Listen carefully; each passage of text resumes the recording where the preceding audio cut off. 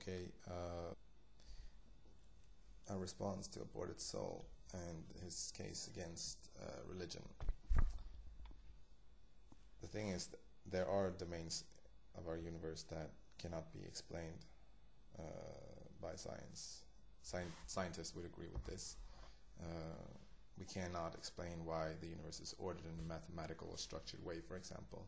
Science cannot account for its own scientific method without assuming its own principles. That's another problem with science.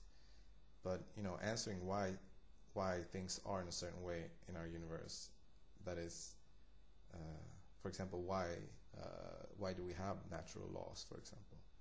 I don't think science can answer these things. So turning to religion is a method that some people use to grant them a sense of understanding of things, and that's what I think it boils down to, a sense of understanding of things, because that's what science gives us. It also gives us a sense of understanding, but it has its limits to where it can give us this understanding, or this psychological phenomena that is understanding. We feel like, okay, I'm grasping this phenomenon in the world.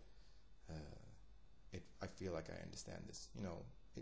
There are clearly limits to where science can give us this sense of understanding, where a lot of people then turn to religion.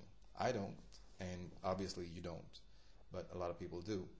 And I think you're committing, some kind of logical fallacy yourself when you're trying to argue against religion from this scientific or rational method of thinking, because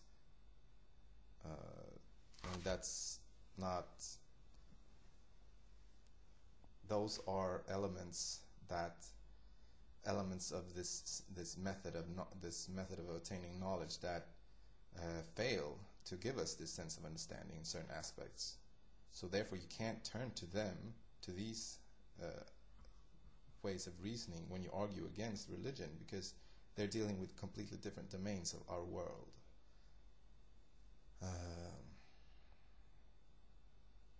So yeah, that's, I'm not trying to say that, I'm not trying to argue for any religion or anything. I'm just trying to point out that I feel like it's kind of not relevant to argue against religion from a scientific standpoint. That's kind of irrational, if you will.